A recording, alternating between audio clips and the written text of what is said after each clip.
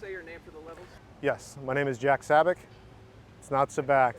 It is a rhyming couplet, and most people say that. People call me Sabback, and it sounds cool, I'm okay with it, but it's actually Jack Sabback, yeah. It's a quasi, Josh Wilson. I think it's like 8.25. It's got a big nose, which is kind of fun. It's different than when I normally ride. I like Josh Wilson.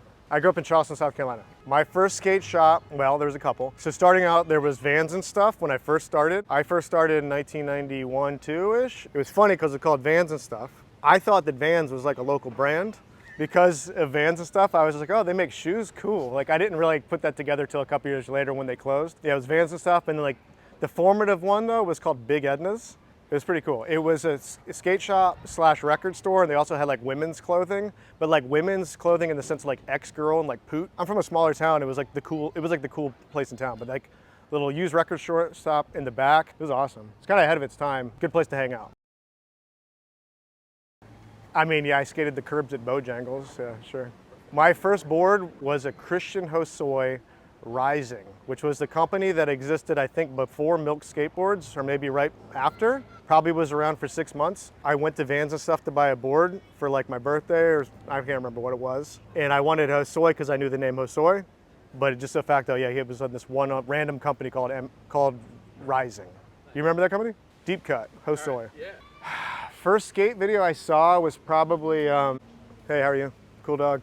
First skate video I saw was probably Zorlak Zero Hero, but the first video I watched was Birdhouse Feasters, which I got for $5 in the mail, saved lunch money up, sent a $5 bill in the mail to Birdhouse, and then like 6 weeks later the video shows up, because this was after Vans and stuff had closed and was before Big Edna's. It was like this interim where I got into skating, and you could get magazines at like Piggly Wiggly, which is like the grocery store I grew up near. They had that sort of stuff, but like you couldn't actually get skateboards. Yeah, that was our first video. It's awesome.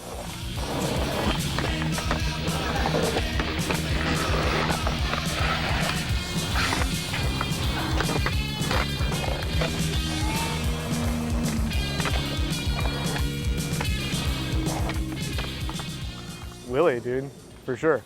Yeah, video's awesome.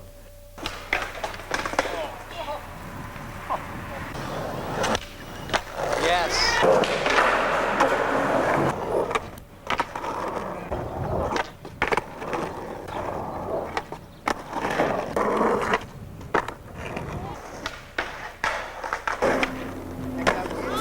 Feasters is like my jam. Then Ravers, and then Untitled too. And then I moved on past Birdhouse after that. Steve Vera ripped. Yeah, yeah. That Pixies part. When I was 15, Penal Code, Welcome to Hell, Eastern Exposure, Mouse, Trilogy 2, but like, I mean, that's it. I mean, that's to this day, that's it. And I won't go start nitpicking the 4 of those videos, but like, that's like when I was 15, right? You know, 14, 15.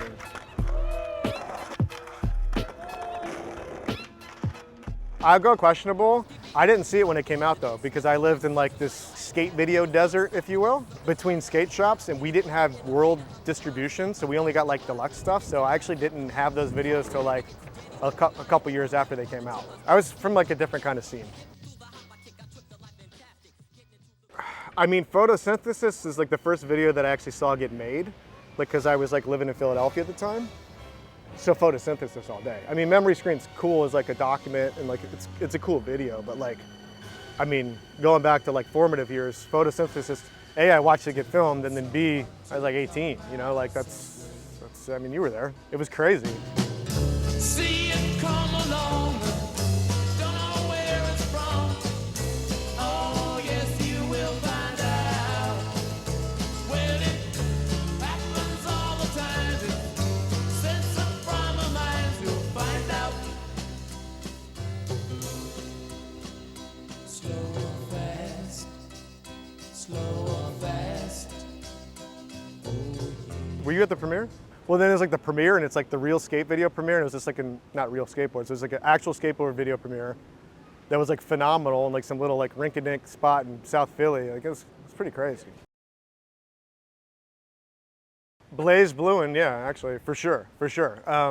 It was Blaze Bluin like for years, and then he moved away though, because there used to be a skate park in Charleston called the Charleston Hangar, which when I first started skating, I went there like, again, this is like the Vans and stuff era.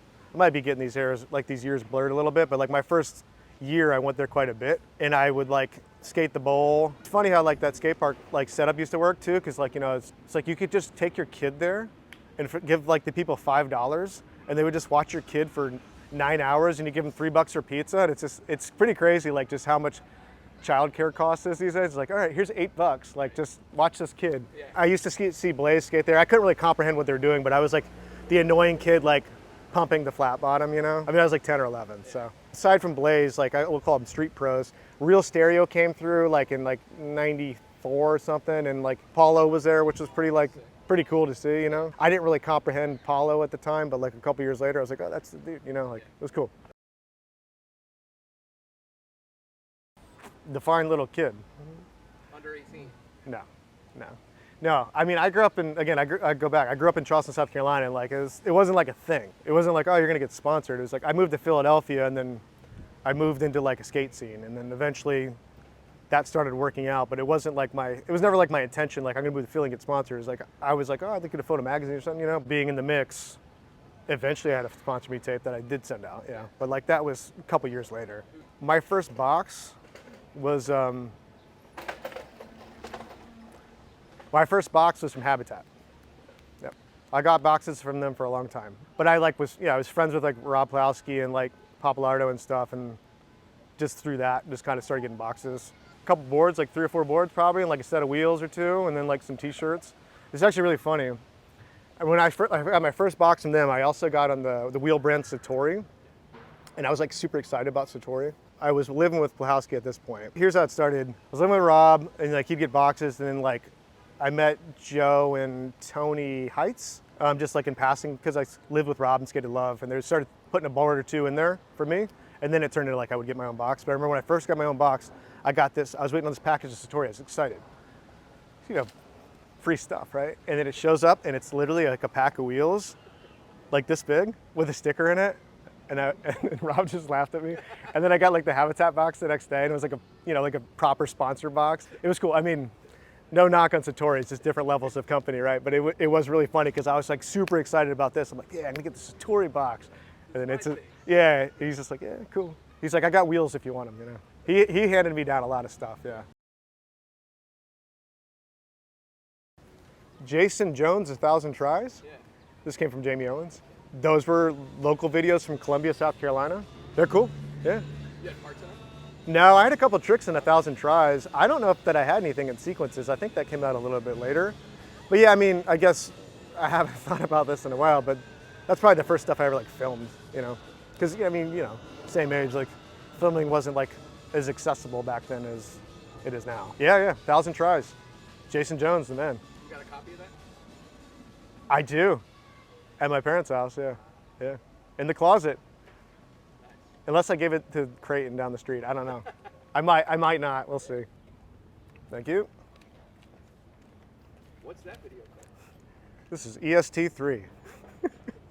This is my first full part. I did have a part in a skate shop video for Endless Grind, which is a skate shop from North Carolina, called Kings of Caca, because at the time we were the Caca Kings. But this is my first video that probably a lot of people other than people that live in North Carolina saw. I had tricks in like a EST2 maybe, and like a 401, but yeah, I had a part. It wasn't like, this is a funny one too though, actually. So I got boards from Habitat. This guy, Nino Scalia, he used to work, he was like the Alien TM, he got a job for Zoo, moved over to Zoo. He kind of like, just like offered to like, you know, he's like, hey, do you want to ride for Zoo? And I was like, oh, I don't know, because I didn't really know what's going on with Habitat, blah, blah, blah. And I was like, yeah, why not, sure. So he sent him my sponsor me tape, and sidebar, Nino's a man, cool dude. We sent my sponsor me tape over, and then like, I got some boxes and stuff, and it was kind of an interesting era at Zoo, you know? It was like Ashton Kutcher, like Pharrell, hand plant, no posers area. Before the aesthetics migration, it was like this kind of in-between period. It was just interesting. So needless to say, like I grew up on Zoo, love Zoo, interesting period to like enter Zoo, but still cool. Huge fan of Eli, huge fan of the whole thing. So I go to their office, which is like in Herald Square somewhere, I can't remember offhand. I show up and they just show me this part, and it was my sponsor me tape, but like set to like music. And I'm like, oh, okay. Like, they're like, oh yeah, we're gonna put this in the new EST. And it had like this wild like electronic song that I didn't love, So then he came through with like the downbeat, like kind of like dub reggae song, which I did like, so it was cool. But yeah, this is my sponsor me tape for Zoo. Just set to music, essentially, yeah. But I mean, yeah, it's cool.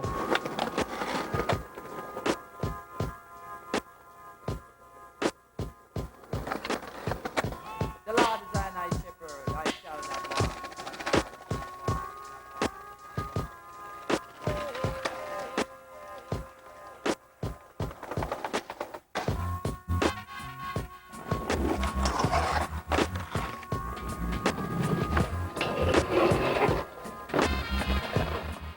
No flip tricks, yeah.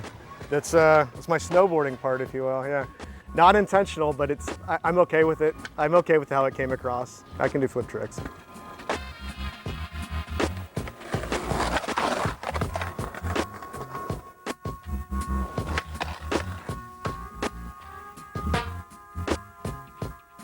On flat? Yeah. I used to have them on banks pretty good. I always had issues, and to this day, not that I've done a switch tray in a long time, but like the shoulder, which cuts to the pivot, I always had a difficult time keeping my shoulders open for the switch tray. But yeah, I mean, I had a period like, call it 2005. I could switch tray pretty good. Yeah. Short little window.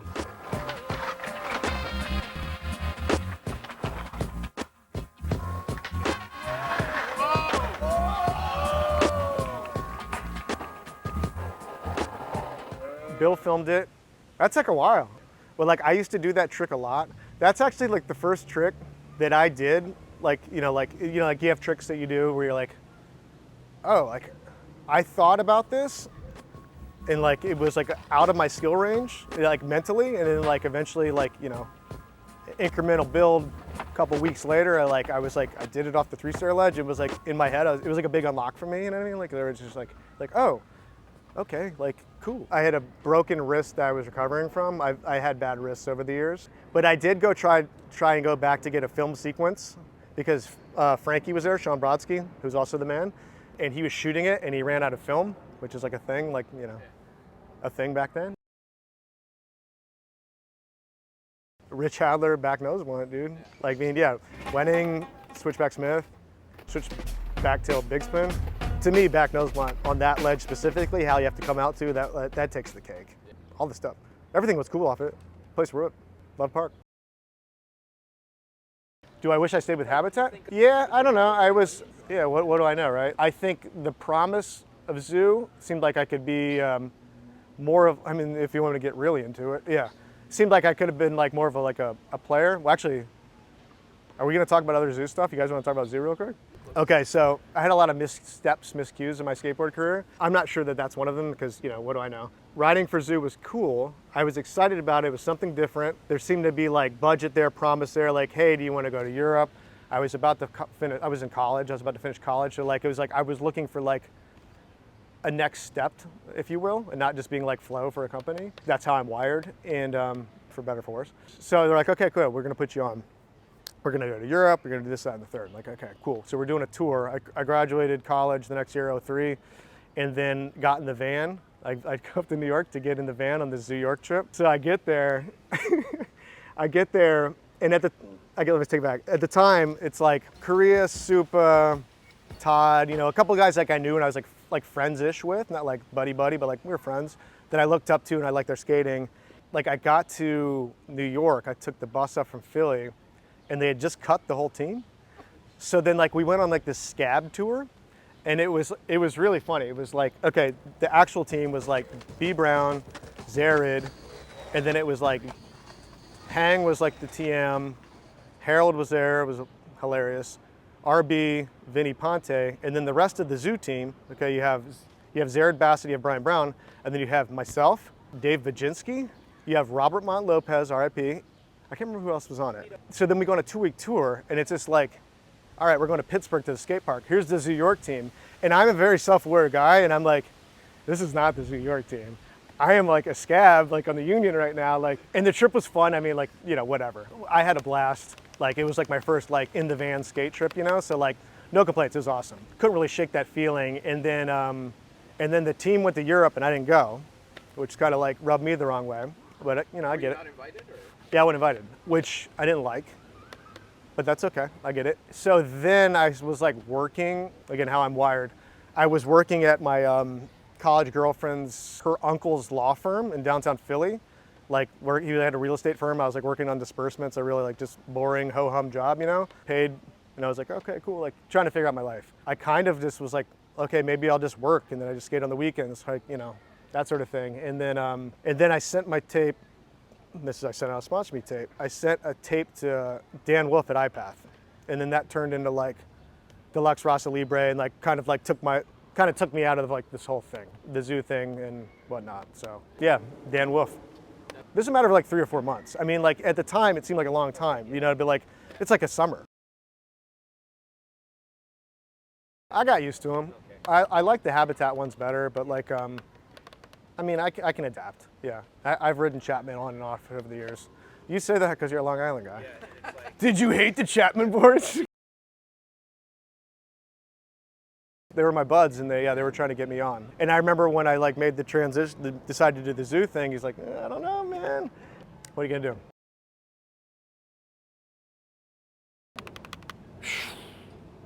Got a lot, man. I was skating with Anthony, like I just say growing up because we were like 17, 18, 19. Skating love, like he was incredible to watch. But I feel like he really blossomed like post-IE into Mosaic when he like moved to New York and like still was like mixing it up, like, you know, didn't go full street. I mean, that Mosaic part's phenomenal. I mean, I'll tell you about the first, more impressive, first weekend I moved to Philly. That was incredible. So I moved to Philly August '99. Again, they're filming photo. I hadn't heard of Wenning or Populardo yet, right? And like they had an ad that came out right around the same time, and maybe that was a clip I saw, but like I hadn't even heard of those guys yet. And I go to Philly, and my buddy Brian Dale, this is my first week in town. My buddy Brian Dale, he's down from North Carolina. He's lived in Philly for 20 plus years. He's the man. Phenomenal skater. Super good guitar, awesome dude. He could do back nose grind pop outs. We used to do back nose grinds, and he could do pop outs, and I was like kind of trying to learn them. And I remember, I'm gonna wait.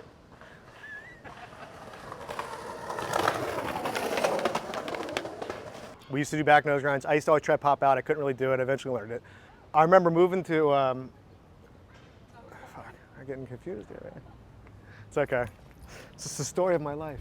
Brian Dale, nose grind pop outs, blah, blah, blah, blah, blah. College at the time, pre-cell phones, you know, whatever. You go to college, your parents give you a calling card to call home long distance. It's limited minutes, but it's like something you do. That's how you used to call long distance, right? I remember Wenning was doing front shove it, back nose grind, pop outs on the fountain ledge. Not every try, but like pretty consistently. I'd never seen anybody do a front shove it nose grind. And like he's popping out of them. And this is just funny to me because I remember using my calling card and calling my friend Brian. I was like, dude, there's this guy.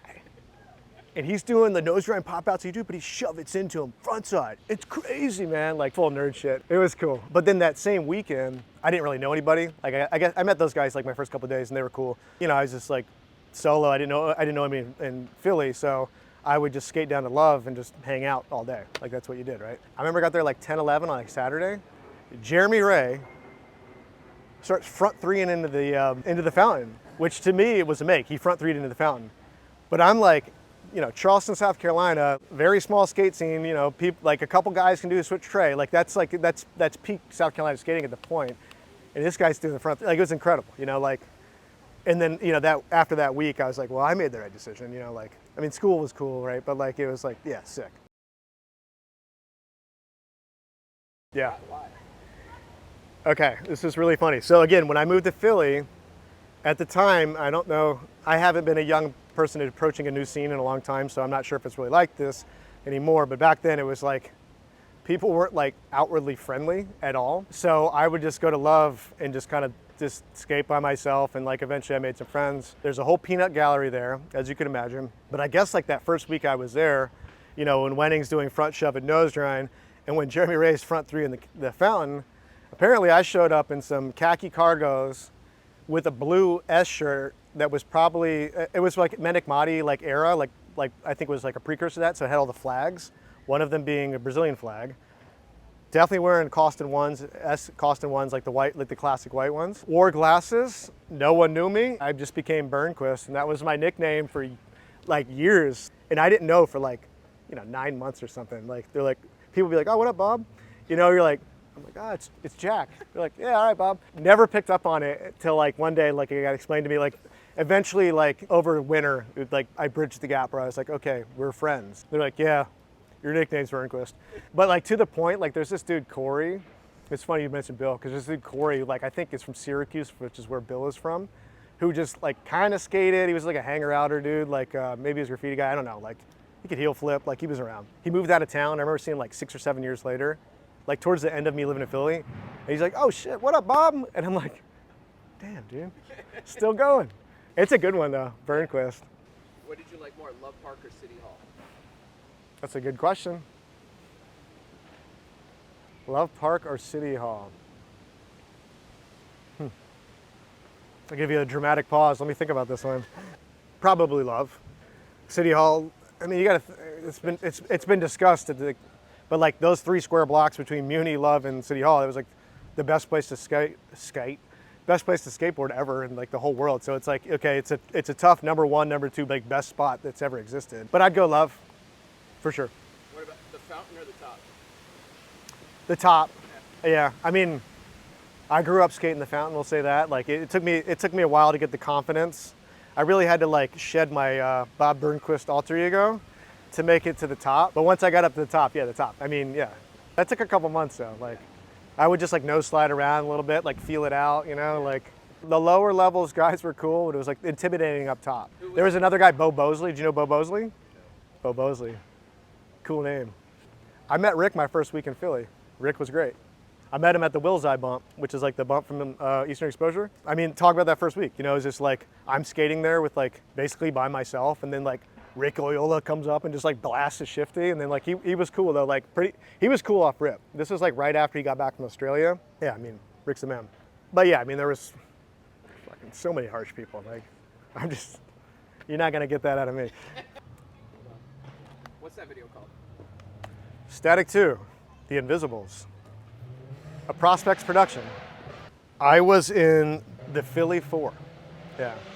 Previously known as the Philly Survivors, which I'm glad that Josh stuck with the Philly 4. This is Sponsor Me tape number 2, basically. Basically, yeah. I'm a snowboarder. No, but it is funny too, because I mean, you know, like it's like I just skated Love all day, so like you just skate flat all day, and then just so facto, when I was like trying to film stuff, it just wasn't flippy. We didn't actually paint that ledge. No, it was painted by the schoolyard. That was Rich Adler's spot. He like churched it up a little bit. The community center was at, like painted it. Yeah, we didn't do that. What's up, buddy? Hi. Exactly. It was in West Philly, like 64th and Havemeyer or something like that. I'm blanking on the actual cross streets, but that zone. But I just recently looked on Google Maps because maybe Jake Todd or somebody in Philly was asking me about it. This class, I was at work and I'm like, oh, you know, let me get on Google Maps real quick and find this skate spot from 25 years ago. But it looks like this spot's actually gone. But yeah, Static 2 was cool. John Ige part was phenomenal. Yeah. We went on a couple trips and like, this is when I was like, all right, you're gonna be on Rasa Libre, you're gonna be on Ipath. He gave me good advice. Don't kook it, bro. You know, I don't know. I'll just say this. I look back on this part, this is the easiest stuff I ever did. I don't mean it was easy like the tricks were easy, but like it was like, cool, let's go, let's go, let's go. Skating with my friends, the whole thing made sense. I really, really just wanted to, like, super passionate about skating. Whereas like later on in life, that changes. Brown paper bag, but then I tripped on a cloud and fell 8 miles high. I tore my mind on a jagged sky. I just dropped in to see what condition my condition was in. Yeah, yeah, oh yeah, what condition my condition was in.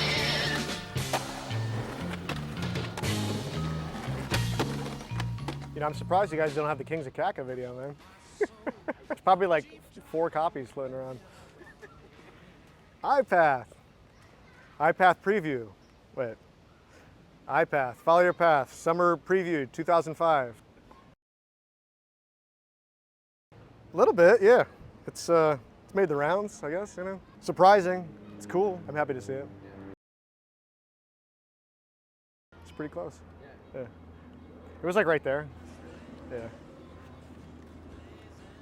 Oh, wait. Hey, so I just realized dude. It's very rare. How'd I get an Ipath? So, Rick used to skate for this shoe company called Memphis. You guys remember Memphis? I mean, it probably lasted about as long as like Christian Hosoi's Rising brand. Maybe a season or two. We'll call it 3 to 6 months. But I got a box from them, one pair of shoes. I can't remember who it was, but someone was like, I was friends with Jake Rupp.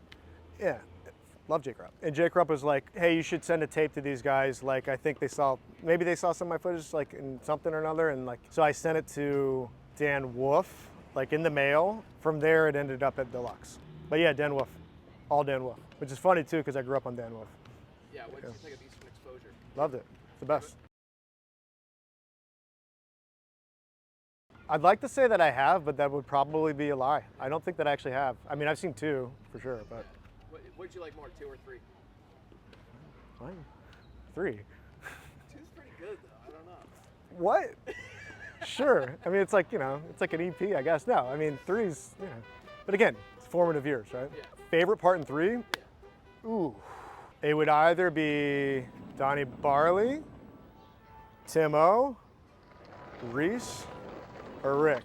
That's a hard one. I don't know. I'm not gonna go favorite on that one. Probably could have gotten rid of that Woodward section, you know?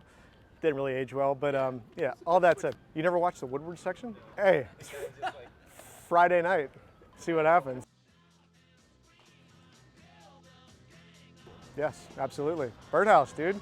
Yeah, of course. Did you skate with him at all? I did, yeah. Well, when I got on Ipath, this is like, I guess this is 2004, and filming for 2005, yeah.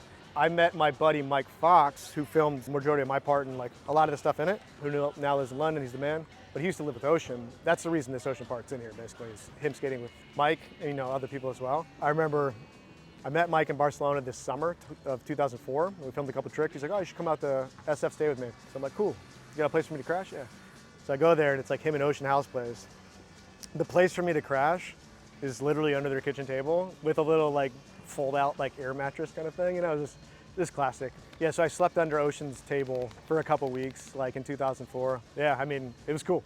He was the man. He was like a grown up, you know what I mean? Like, which a lot of skaters, not necessarily, you know? So it was nice to meet like a guy who was like good at skating, but like still carried himself and like, you know, had his shit together. He was like an inspiration in that sense. He was cool. I haven't seen him in years, but.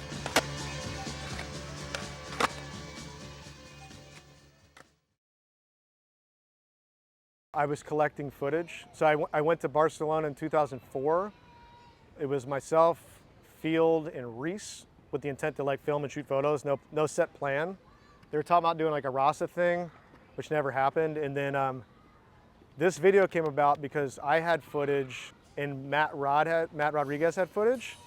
Dan was like pushing an agenda to like put out a video, and he's like, these guys can have it, let's just put something out. That's basically how it came about. So there's that's why like a lot of people don't really have like parts. The Jersey section was awesome, but then like Danny in Newport had banging footage just because they were skating all the time. So like that was just luck. And also on the set from Dirty Rotten Scoundrels, we got my man J. Rue the Damager. Yo, tell him why you're the man. I'll tap your jaw. You probably heard it before. Step to the Bethlehemite, I prove my word is law. Drugstore with more dope rhyme vendor. None of us were really filming for it till like March of 2005. It was like, okay, we're gonna put out a video this summer. So like Tony Cox came to my house in Philly and stayed with me for a while. Like him and Mike, and like that's when he filmed a lot of the stuff that's in New York. Yeah, it was just kind of just happened. Again, an easy video to film for just because it was like hanging out and stuff, you know. Do you have a favorite part from that video? Matt Rodriguez, for sure. Part's phenomenal. Danny Renaud show is so good. Yeah, I mean, that's a close second. But yeah, I mean, also like the Matt Rodriguez stuff was like, I was there for a lot of it. And I mean, I already knew Newport and Danny, and like, but like I grew up watching Matt Rodriguez. So, you know, it's like you fan out a little bit, but like all the stuff he filmed in Barcelona, like it was me, him, and Mike Fox just there for like 2 weeks over the winter when he filmed all that stuff. So that was pretty impressive. He's also like, I don't know if you ever like skate with someone like that, like you get along with, but like you guys have very different personalities. We do. So it was like just cool. He's different. Matt Rod. I remember the first time I saw my part, it was like pre-YouTube, but like I guess Dan sent me a link, or maybe Mike did, I don't know. Let me take it back. I went out to SF when they were editing it. So I saw like a rough copy, and then I saw my final part, but then I didn't see it till we went on probably see it till we went on a tour to like Japan, tour like party thing, you know, that was the first time I saw it. Yeah, I mean, I thought it was cool. The Kink song? Yeah, for sure. I'm like into music. I'm into music. So crazy, man. I like songs. I gave them like a handful of songs, and that was one of them, and it synced up well. There was like a Syl Johnson song, who's like this soul singer that like Wu-Tang sampled a lot, and a Canned Heat song, which is the band that Freddie skated to. But those are the three. So yeah, it was good. I mean, I liked it. Cool part. It turned out cool. And I'm glad it has staying power, right? Like, I know people still like it. Do you have a copy of that still? Yeah. Do you still have a DVD player? No. Definitely not. I probably have a couple of these sealed, to be honest. We're like halfway done. Cool. This is yours? The grasshopper.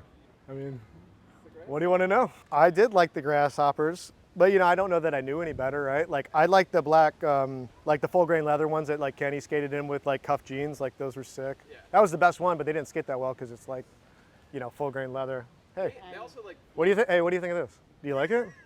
Yeah. It's kind of cool, right? Yeah. It's a very popular shoe. Yeah. How much it is? I think at the time it was 75. This is old. So right now I call it 118. 118? Yeah. Is that a good price or is that too much? How about 65? You know the color. Cool colors, right? Yeah. Yeah. All right, have a good one. Well, the sole would go quick, Yeah. but you know, got him by the box load, man. My favorite Ipath shoe was, I like the look of the leather 1985s. I'm not really like super into like the colorways they have out right now. I like the Nate Jones, not like the Sherpa one, but like it was just like a cool cup sole shoe. I probably skated those. I mean, I skated Kenny Reed's a lot, which is the half cab. Like that I would wear today, skate today, or just like if I look back fondly on the shoe. exactly. Not for actual functionality. Yeah. of the shoe. Might- Lakai staple. I don't know. That was like a fun one, right? Like the Fila knockoffs. you were wearing those. Switch nose man at Love Park. Yeah. I had NTSs, but it was before my time. I had the yellow ones. Yeah, yeah. Well, they had a lot of them on sale down in Charleston, South Carolina at Vans and stuff. It was a Vans retailer. It was weird that they even had Airwalk. I didn't really care either way, to be honest. Like, it looked cool like this, you know? I mean, not this per se, but picture this as a, you know, black full grain leather shoe with the little, like, it was cool, just something different. Functionally, I didn't really care. Rasta stuff? Maybe late stage, not early on, because it was like, you know, Dan was like, you know, he was cultivating like this like urban East Coast kind of thing more so than like this. But yeah, I mean, I vibe with it. Just I don't necessarily rock it. Again, I grew up on reggae. I love reggae. I love everything about Ipath. But yeah, just overtly as like a, you know, nerdy white guy. I'm not really selling it if I'm wearing this color right here. Go back late stage, like I definitely got like Rasta Kenny Reeds, which we would just spray paint them and then like, you know, tape the toe off. And they would turn out cool though, because it was just like coming through on the black. Hey, I'm okay. Yeah, I would say I was like second generation Ipath. I mean, I went through a lot there. I was on for every iteration, and I went a bit from being the young guy to like the older guy, and then, you know, but it was fun. I'll say this, like the first round of cuts, like in 06, 07, was rough because all my friends got cut off. But then after that, it just kind of turned into like, okay, I got a job, I have a travel budget, and I can like a job, you know what I mean? Like, but it's like I have a paycheck, I can go on skate trips, it's fine. And I still had some friends. And then like the later era when like the Arizona kids got on, which is like John Goman era, was good for me too, because I was in such a bubble, like just in life, just my skate circle, and you know, it was good for me to hang out with younger kids that didn't have the same interests as me, just to open up my aperture just for life in general, you know, because it's like I'm hanging out with Jaws, and you know, Ryan Lay was like a younger guy at the time, Matt Price, and they were just on some other like Arizona shit, and it was fun. It was cool. It was like, as a person, it was like really good for me, as opposed to just being around a bunch of old grumpy like East Coast like round pants wearing, you know, ledge skaters. So yeah, it was good in hindsight, but it was rough going through that. Switcheroni. I don't even know what this is. Oh, okay. Put it up and what's that? Skateboarder magazine. Remember these things? Okay, we got the bookmark. Seasons, great shop. CB and Trev, the best. Put this right here. Here's a photo of me doing an ollie in Philadelphia. The God hour, if you will. It was like a perfect bump. Probably still there, I don't even know. It's like off Girard. But yeah, this photo turned out great. How'd you feel about getting the spread? Hyped. Yeah, I mean, I think this is probably, I might have had like a spread and trans roll, but yeah, this is like really big for me. And also it was like natural light. Frankie, Sean Brodsky like shot this. And it was just, you know, like on a whim, oh, let's try and do this. You know, I got this photo back. I was like, whoa, cool. It's up there. I'll finish in a second. Nah, you're good. It's up there for sure. Probably top 3, but I mean, it's like one of my first like spreads. I was a young guy in Philly, natural light, like, yeah, it was, you know, it's a time and a place that like I think fondly of. So like when I see this photo, I'm like, yeah, cool, for sure.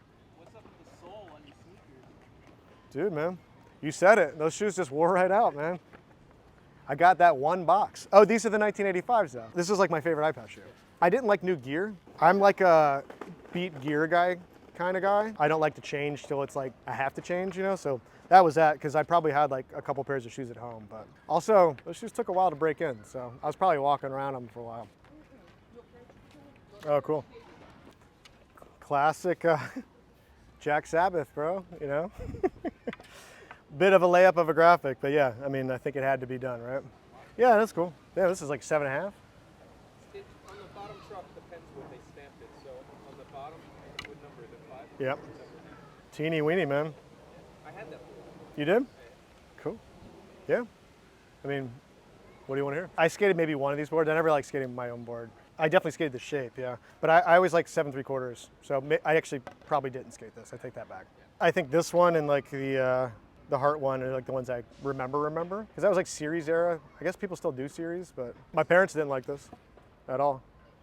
Well, yeah, I mean, I was like, I got a skateboard with my name on it, and they're like, what is that, a demon? I grew up in a Christian household, which is great, and I love my parents. But yeah, it was funny. I'm like, yeah, it's like this band. It's like heavy metal. They never really got it, but this is like the first or the second, yeah.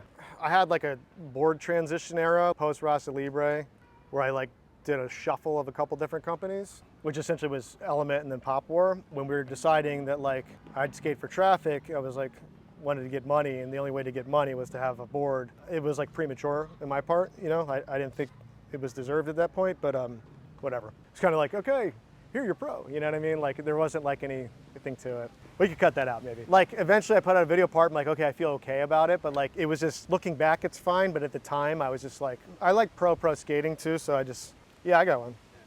My mom tried to burn it. Just kidding. Some, yeah, I mean, cause yeah, I would just keep like 1 or 2 in a box, and then again, I'm fortunate, like I have like a stash at my folks' house down south, so not all, but probably like half.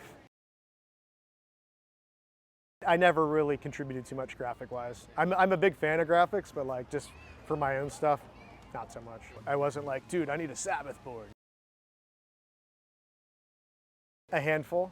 A handful. Like, what do you got? I'm gonna take it back. I am not a collector. I have like just old boards that I kept, Van Wastel board or something, like just a couple things like that, but nothing like, no grail, nothing that you're gonna like want to show on the wall. I have a couple old Rasa boards that I just have, and I don't know what to, here's the other thing, like some of the stuff I don't know what to do with it.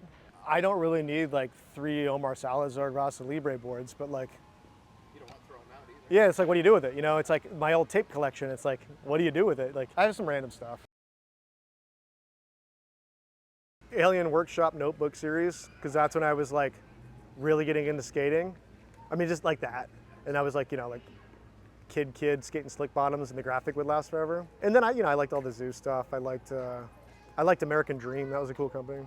Yeah, Jimmy Chung. American Dream was sick. Those guys came through my hometown as a kid. Oh, this is a kind of funny one. Okay, so Rasa Libre ended in like 2005 or 6, I don't remember when. Much sooner than I expected, because like the video was well received, the Ipath video, and the company was cool. I mean, I was on, but it was also like Omar Salazar and then like freaking Dylan Reeder. Yeah, I was okay, but like they had like a solid lineup. So I'm like, okay, all bets are go. And then just, I think just through mismanagement and poor communication, that kind of went away, which is kind of eventually what happened with Ipath too. So anyway, coming out of that, I had a couple offers, and Element was the biggest one. And just for context, like I grew up Element 1998, going back to Eastern Exposure, like Tim O'Connor, Kenny Hughes, Reese Forbes, Donnie Barley, like Rob Plahowski. When I was in high school, that was it for me. You know, like that was the best. And at this point, it was a different era. We all remember that era, so it was kind of a different time. I did skate for Element for a little while. I went to California and like kind of got like wined and dined with Johnny and Ryan DeWitt, R.I.P., the man. And I flew out to Barcelona that summer. All my friends at the time in Barcelona, Justin Strubing, Kenny Reed, Newport, were skating for Pop War. And they're like, oh, we're gonna go on this Pop War tour. You should come. This is actually really funny. Because I'm like, I don't know, like I just did this. I wasn't like super psyched on Element, which sounds really ungrateful, and it is. You know, you're a kid, you like what you like, right? These guys flew me out there. I'm like, cool, let's talk and see what happens. So I figured out like a relationship with Pop War that they could essentially match what I was making at Element. Not as much, but like more or less. I skated for Element for like, I don't know, 2.5 months maybe. And one of those months being like Christmas. And then flew and I went on this trip with Pop War. It was awesome. Like Cairo was there, we had so much fun. The next month, I mean, I got paid consistently for a couple months and then then eventually just stopped. By August, Pop War was done. I mean, just talk about timelines again, how time moves now. It's just funny because I'm like, okay, I got the stable go. I didn't really like the direction of the company or like where it was gonna place me. So I'm like, okay, like I'm on this like stable boat. Let me jump on the dinghy with my buddies. And then the dinghy like just went down. Eventually that happened with Ipath too. So then Pop War is done. And then, but at this point it's Element head to toe.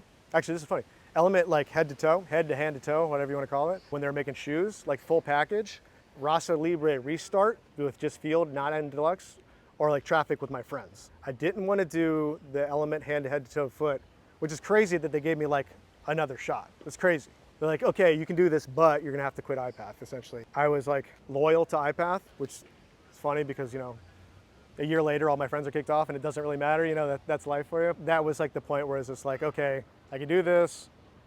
The Rasa thing, which I wasn't really into just because kind of a bad taste from before, like ride with Traffic with my friends and try and make that work. And that was the goal. Kind of worked, I guess. It was a big change skating for Traffic. I mean, I helped like edit via, Rich made it, but like, you know, we lived together. It was just like, I wish I was in this video. This video is awesome. It's like the skating that I was a fan of, you know, at the time when Bob was gonna be on board too. It's like, okay, that's kind of where the whole thing came from. It was like definitely like a risky endeavor, especially for like a guy like me. It was kind of like a, you know, B-rate pro at best. I'm glad I did it.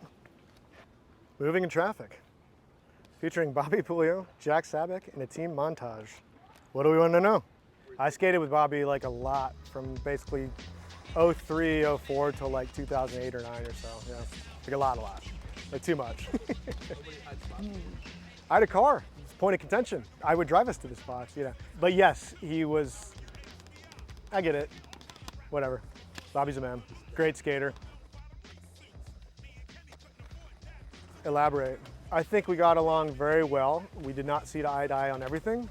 And, you know, eventually we kind of just quit hanging out as much, you know, probably because of a little bit of that. We're very different. But yeah, I mean, Bob's the man. The Epically Later that just came out, I really like that it like put him in a positive light, which I think that he deserves because he's like impacted skate culture so much. I'm hyped on the new like character arc of the Bobby Puglio story. Yeah. But that said, yeah. No, we got along. You know, just different people though. Yeah, I guess I probably helped edit this too, you know? Yeah.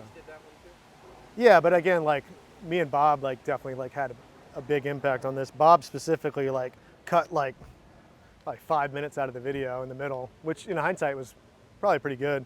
It was a bit more filled out originally, kind of more like Via and less so like of a, you know, like 2-part Tim and Henry kind of thing, you know? Like, so like Plunkett had like a bunch of banging footage that like probably hasn't even seen the light of the day. Actually, I saw Plunkett a couple weeks ago and I don't think it has. Crazy stuff, but you know, sorry, Dan. Oh, in Russia. Yeah, there's a ledge. Yeah, I didn't complete the line. It's like this skate spot in Moscow called Park Pobiety, like Victory Park. I was trying to do a ledge trick. Just an ollie front nose, like nothing crazy, just couldn't put it together. It was my idea. Yeah, I liked it. A little controversial, but that's okay. I always like the non-hammer ender. Yeah, yes, same. And like, I don't know that I had like an ender that I would have been satisfied with for that, you know, like a ender, so. It was intentional, yeah. But definitely got like, some people were just like, I fucking hate this. Yeah, for sure. This video is funny. Like, I was like too like, you know when you're like younger, this is in general, just not even skate stuff. Like, I was like super hypercritical of myself, and like I look back on stuff that I filmed that like I was like, oh, I don't know.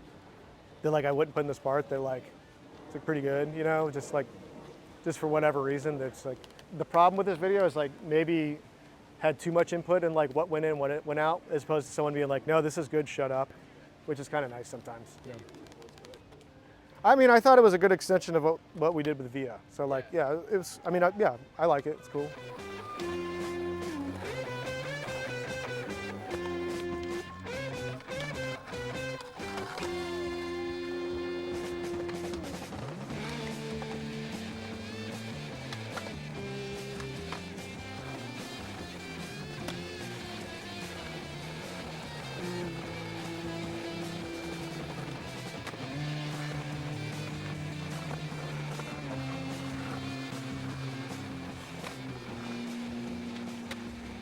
Are you guys gonna bring me a Bob Burnquist deck?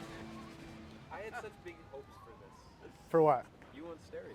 You never saw my part? It was really good. Yeah, the intro part. But, More to come. Okay, here you go. Stereo. will you take that out of the shrink wrap? Will you rip that shrink wrap off? You sure? Like,